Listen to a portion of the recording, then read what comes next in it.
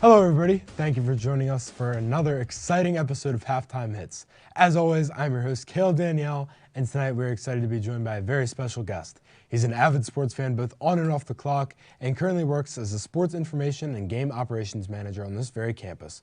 A very special welcome to Adam Fornwalt. Adam, thank you for taking your time to come in and talk a little sports with us. Hey Caleb, I appreciate you having me, and I'm really excited to talk some sports with you.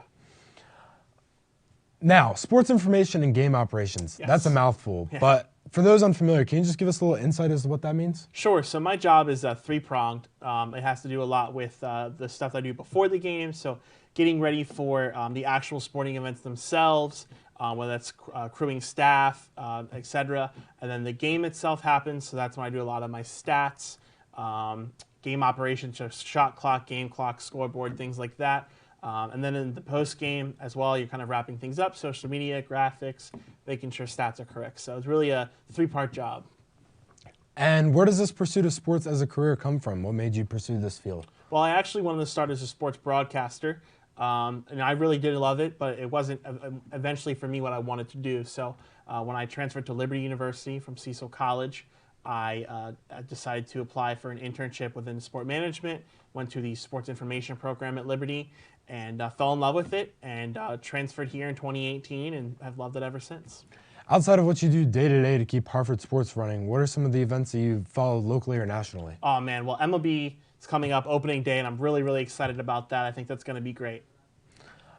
We will now go live to our very own Cale Danielle, no relation of course, reporting live from Pattersonville High School, where a very important basketball game is just about to conclude. But first, tell me some information about our basketball team here at Hartford. Oh man, basketball is great. We love it here. Obviously, we've brought some guys from the local schools as well, so we're really excited about that, and we think it's going to be great. And I'm sure we'll have some more time to talk about that. We got to move on. Now, to Pattersonville High School to conclude this basketball game. Good afternoon, my name is Cale Danielle, and I'm here at Pattersonville High School after an amazing Pattersonville boys basketball win by a score of 76-70 over the Havre de Grace Warriors. I'm joined now by Kyle Luddy. Following an amazing victory, first off, congratulations on your regional championship. How does it feel? It feels amazing, man. Especially seeing everybody storm the court after. That's always a good feeling. Yeah, it was a tough game, hard-fought game. The last 2 minutes of the game felt like forever, but we pulled it out and just waiting for tomorrow's game. You guys were 0-6 going into this game against Havre de Grace. Yeah. Does that cause a different mindset going into this game? Not really a different mindset, but it gives you that little extra edge going into the game. Like, you have to get one. You can't go out with a loss, of course, but especially against a team you haven't beat in your high school career, it's always a little nice to get that win against them, especially high stakes like this, regional championship game. So now, yesterday was the first game since March of 2020 with no limit on spectators, no masks. Did that feel normal? Well, it didn't really feel normal since we had to spend like half of our season with no fans at all. And having a playoff game where we had a pretty big student section a few days before, I mean, that's always nice. But having everybody from both schools have big crowds from both sides, it was crazy. It made a huge atmosphere, so can't complain when that happens. Now, tomorrow night here, 6 o'clock against Smithsburg for the state quarterfinals. How are we feeling going into that game? Well, we're feeling like we always have before every game. We just got to treat it like another game, but especially for the seniors, this could be our last ride, so we got to go out there, give everything we have. We don't know much about them right now, but I'm sure in practice we'll go over some, key in on their players, and just go from there. Coach will come up with a game plan, and we'll go from there, and we'll come out with a win like we always do. We've been playing good as of late, so we'll just Awesome. see. Thank you very much. Smithsburg, 6 p.m., white out. Be there.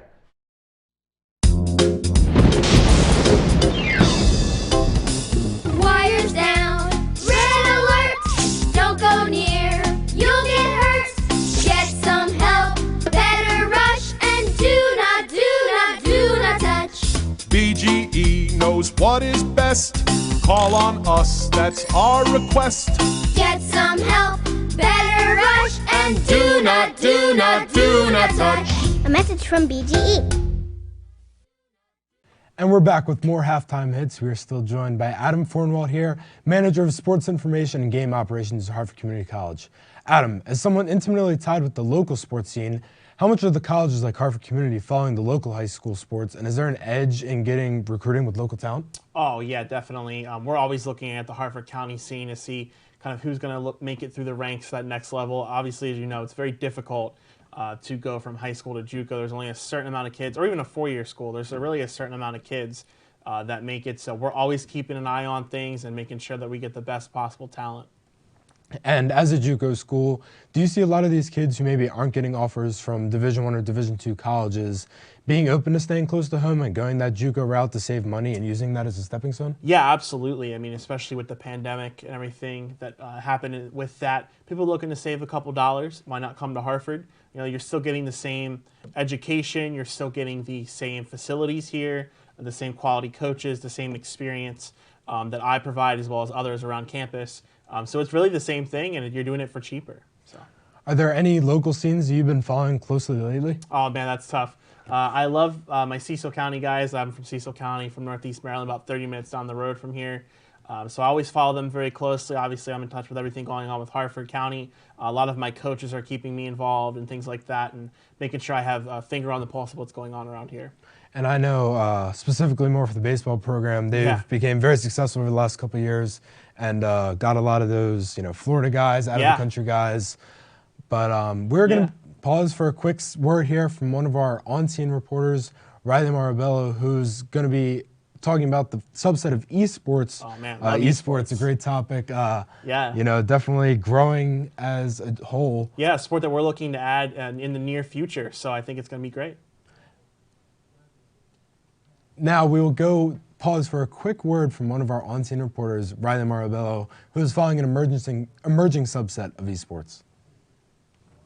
Hey, thanks. I'm here with Sam Brochu, who is an e-motorsports driver. He races for an e-NASCAR team called Redemption Motorsports, and I'm here to ask him questions about iRacing.com, the state of it, and what he thinks about the future of e-NASCAR. So let's get right to it. Let's go talk with him. All right, here we are with Sam Brochu. Sam, how are you doing today? I'm good. How are you? I'm doing okay. So I just want to ask you a few questions. So, what do you think about the state of iRacing.com as of right now and the state of eNASCAR on the platform? I think the state of iRacing, I think they're in a pretty solid state, and especially on the eNASCAR side that me and you are a part of. iRacing is lacking in some areas. iRacing is currently lacking in realism in some aspects. However, reworked physics will be coming out on March 8th in the new season build. Now, I'm also curious about what you think about the eNASCAR Coca-Cola Series, which is iRacing's premier eNASCAR division. Do you think iRacing's doing a good job promoting it, or do you think they can do a better job? I think the promotion is great. They reach out on every platform possible: YouTube, Facebook, Twitter, Instagram. I don't really see too many problems with it, besides technical issues here and there, but that's a part of it. And those technical issues are drivers having internet problems with the iRacing sim. The race servers will kick the drivers out for no reason, even if their internet connection is perfectly fine. iRacing is not sure what is causing this, but they are looking into fixing it. I think they're doing really, really well for what they have. They are definitely bringing in more of an audience. And bringing in a new audience is exactly what they did. The season opener at the LA Clash had 117,000 viewers on NASCAR's YouTube channel. All right, Sam, well, thank you for taking the time to talk to us here today. It's been a pleasure. All right, thank you. We'll send it up back to you guys.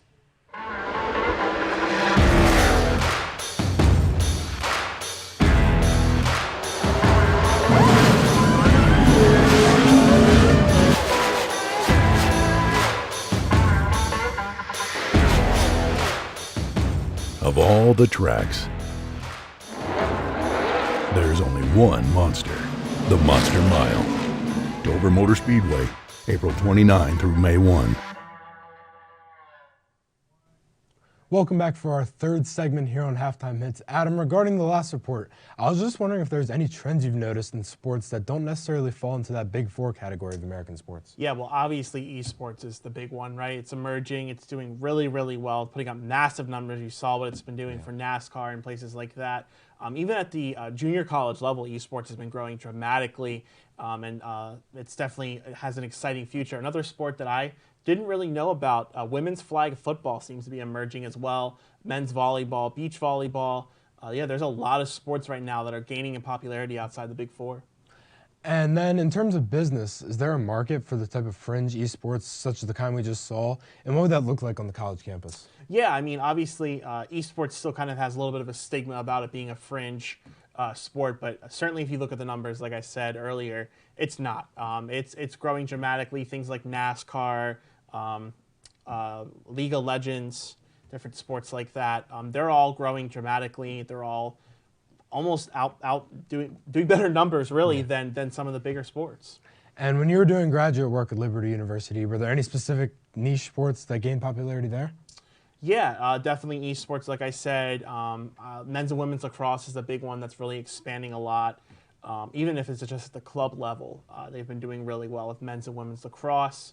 And yeah, esports stuff is a big one. Really, it's grown leaps and bounds, and I'm really excited about the future of it to see where it goes. Not just with the sports that I named, NASCAR obviously, Rocket League. It's really exciting. And I know definitely going back to men's and women's lacrosse here in Maryland, it's definitely a big popular thing that's starting to grow a little bit. Oh yeah, there are plenty of rivalries here, plenty to play for. Maryland's a huge lacrosse state. Obviously, that's the sport of the state, so it's always growing, and we're looking forward to seeing what the next big sport is. All right, well, we're almost out of time, but we'll be right back for our last segment after a word, and I think you'll like this one, Adam. Our very own Evan John reporting on the unexpected success of the Hartford men's basketball program. When you think athletics at Hartford Community College, you usually think about success, winning teams, and championships. Recently, that hasn't been the case for the men's basketball team. That is until this past season. Hartford found themselves playing in meaningful games late in the season for the first time in a few years. They were able to grab the #1 seed in the Region 20 championship bracket, one of the very few times that's ever happened in program history. A great deal of Hartford's success comes from the head coach, Demetrius Jalen Joy. A great leader both on and off the court, Jalen Joy was named head coach on June 2nd, 2020. Jalen Joy and his staff have been able to turn this program around in a big way in just 2 years. In a long season filled with ups and downs, trials and tribulations, I asked Coach Jalen Joy if there was a game or a moment throughout the season that really stood out to him. And I got just the answer I thought I might. Probably the PG game at home was awesome. Yeah, like that was a lot of fun because we played pretty well and we battled, and they played well and we battled. It was a classic MD JUCO game. Yeah. And we have a lot of guys from PG County. They knew a lot of those players, you know what I mean? So it's kind of like personal for some of them. Yeah. And then Chandler made a big shot at the end, and I'm like proud of how he's like fought through. Clock running, 10 seconds now. Johnson goes in for two himself, and it goes! 6.1. Hartford up 78-77. And we just made big shots and made big plays and made winning plays. And then Ricardo tips the ball away from the kid, and we get the steal. Kenny and Dobbs on the floor. So it's a full team effort. Hartford's going to win this basketball game! A game they had to have! To conclude the interview, Coach Jalen Joy told me that this was a good season, but that the expectations for next season are very high. With eyes on districts and beyond, there just is no limit to what Hartford could walk away with in 2023. Tasha, did you know Geico could save you hundreds on car insurance and a whole lot more? So what are you waiting for? Hip Hop Group Tag Team to help you plan dessert? Fresh vanilla, rocky road, chocolate peanut butter cookie dough. Scoop this, scoop this, scoop this, scoop this, scoop shakalaka, shakalaka, shakalaka, shaka, scoop shakalaka, shakalaka, shakalaka. Geico. Switch today and see all the ways you could save. And we're back for our final segment of the evening with special guest Adam Fornwalt. Adam, going back to that last interview, I know you have a relationship with Coach Jalen Joy. Can you talk a little bit about what he's brought to the program? Oh man, I love Coach Jalen Joy. That's one of my guys. I really always look forward to basketball season, being able to spend some time with him on the road and during home games as well. He's done a great job with this program. He had big shoes to fill. His first year did not go according to plan, but his second year has been tremendous. Obviously, he's sandwiched in that couple of years with COVID and having to deal with all of that. It was tough on the program, but he did a tremendous job in recruiting, came back with a new vigor, and really did an excellent job this season. And as someone dealing with a lot of numbers, how do you think coaches have evolved in terms of not only listening to statistics analysis, but implementing strategy around it? Yeah, well, I think it really depends on the coach.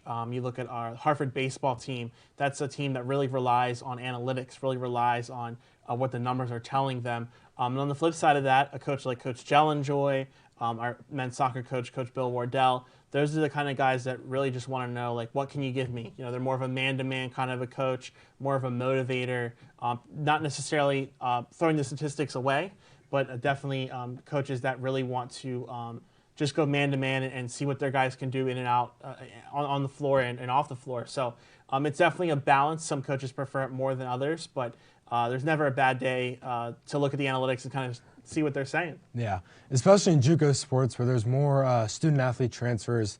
How important do you believe it is to have a good head coach and it's the same winner? Oh, it's very important. Building that culture, not just bringing guys into the program, which is always a tough task, but bringing guys out and having them go to that next level, that's what we pride ourselves on. Well, I just want to thank you, Adam, for joining us on these amazing insights, and I think I speak for us all when I say Harvard Community College is in good hands with people like yourself. Thank you and good luck. Thank you.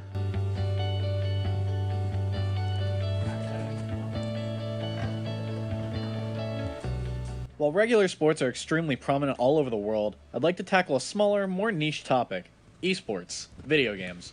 And we're here at Xanadu Games, one of the most popular local tournament spots in Maryland, to see what it's all about. Hi everyone, my name is Brendan Flanagan and I'm here with David. So how long have you been working here? I started working with Xanadu Games in 2018 when we opened at the Laurel Park location, and I've been here ever since. So you guys mostly do Smash Brothers, but you do other types of fighting games on specific days. Smash Brothers is our flagship event. We run Smash Brothers on Tuesdays and Fridays, as well as Melee on Wednesdays. On Thursdays, we run our fighting game community nights. With those, we run, your Street Fighters, your Tekkens, your Mortal Kombats. Recently, the anime fighting game scene has been really large here. So we've got our Melty Blood players, our Guilty Gear Strive players, as well as Blaze Blue Central Fiction has seen a revival here due to the community and the grassroots nature of fighting games. For people new to this, people just walking in and trying to see what's going on, what do you think is the biggest draw? 100%, it's got to be the community. You can sit down and talk to just about any person in here, and you've already got a common thread because you're coming out, you're playing, you're competing. Maybe they'll beat you in friendlies a couple of times, but you can learn your ropes. Have a lot of fun. Like it's a hobby. It's a video game. Online gaming is great, but if y'all remember playing like 4 players on the N64 on the couch, scuffing elbows in the arcade, that kind of thing, you don't get that online. You're here, it's a fair area, and it's a public space, so you got a little bit more safety than going into someone's basement. A community-driven venue with tons of passion and heart. Thank you, David, for the interview. This is Brendan Flanagan, signing off. Thanks, Brendan. Before we get out of here, we would like to leave you with a quick word about a problem affecting one of the most popular sports in America, American football. We turn it over to Brett Favre and the Concussion Legacy Foundation for a word about concussions. Concussions are something impacting the world, not only just in football, but all sports all around. Mom, Dad, let's talk about tackle football. I just learned about CTE, the brain disease caused by repeated hits to the head. The more years I play, the more I'm at risk. If you put me in tackle today... By the time I'm a senior in high school, I'll have played 13 years of tackle football. I could already have CTE, and it will continue to destroy my brain even after I stop playing. So by the time I'm your age... I could be fighting depression, struggling to keep my thoughts straight. I could become violent, even towards my own children. When I'm your age, what will matter to me is not my youth football career, but that, like you, I'm a great parent, and I can provide for my family. So please, keep me out of tackle football until I'm 14.